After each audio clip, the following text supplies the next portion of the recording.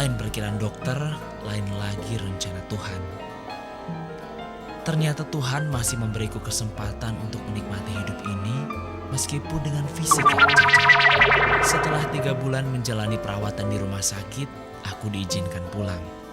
Aku dan keluargaku pun merasa sangat lega.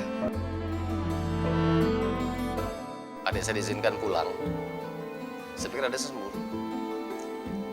Oh girang saya luar biasa segiranya kan, saya pikir sembuh kan. Terus sampai adik saya bopong hampir jatuh gitu karena saya girangnya kan. Namun setelah menanti sekian lama, kesembuhan yang kutunggu-tunggu tak kunjung datang.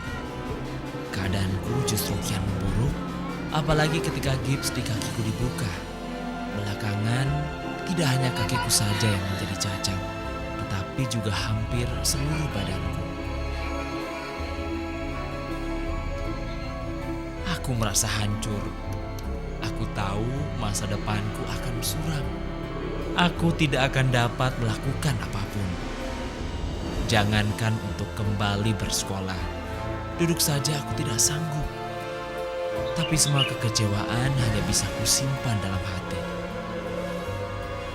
Saya menganggap dokter sudah melakukan yang kerjaannya gitu.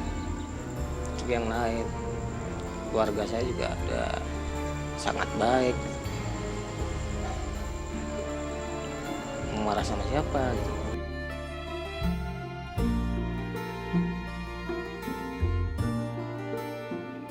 Waktu itu aku tidak tahu bahwa perkiraan dokter lebih mengerikan lagi. Kakakku Arman mengetahui hal ini.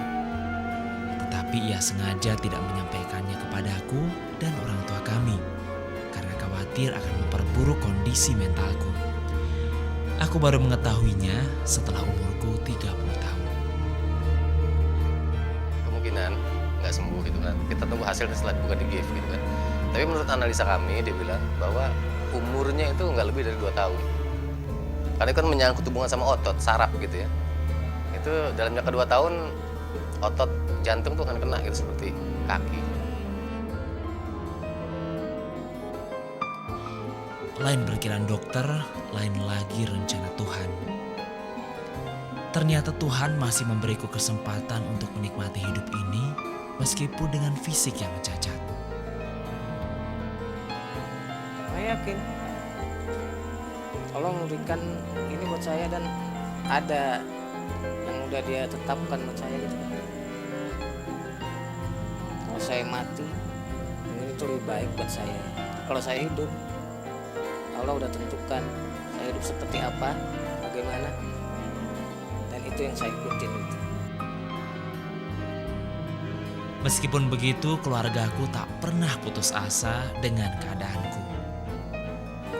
Lepas dari perawatan dokter, mereka membawaku ke berbagai tempat pengobatan alternatif. Sayang, itu pun tak ada hasilnya.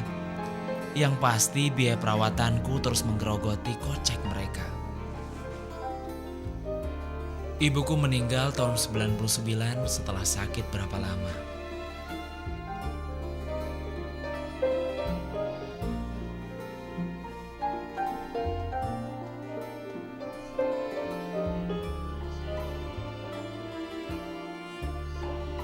Belum lagi habis rasa pedihku, suatu hari di akhir tahun 2000, bapak terjatuh di kamar mandi dan langsung tak sadarkan diri.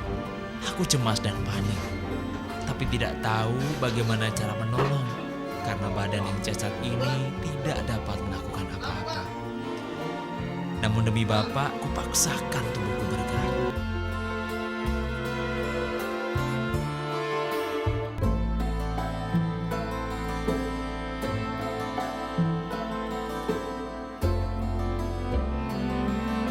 Waktu saya tahu bapak saya jatuh di kamar mandi itu, saya panik, saya nangis. Ya, bapak saya belum meninggal waktu itu. Jatuh, nggak sadar.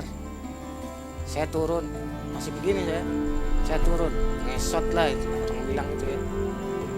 Turun ke bawah, nyamperin bapak saya.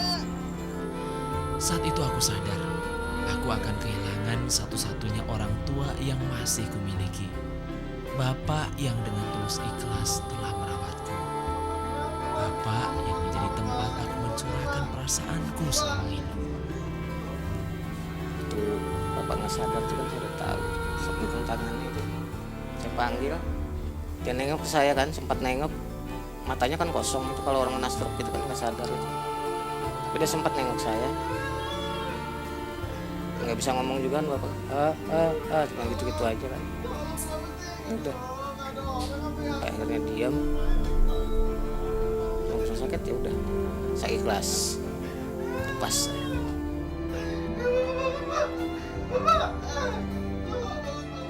Beberapa hari kemudian dikabarin sama saya bapak saya mati. Saya nggak nangis. Kenapa? Karena waktu itu saya udah tahu Pak nggak mungkin balik lagi.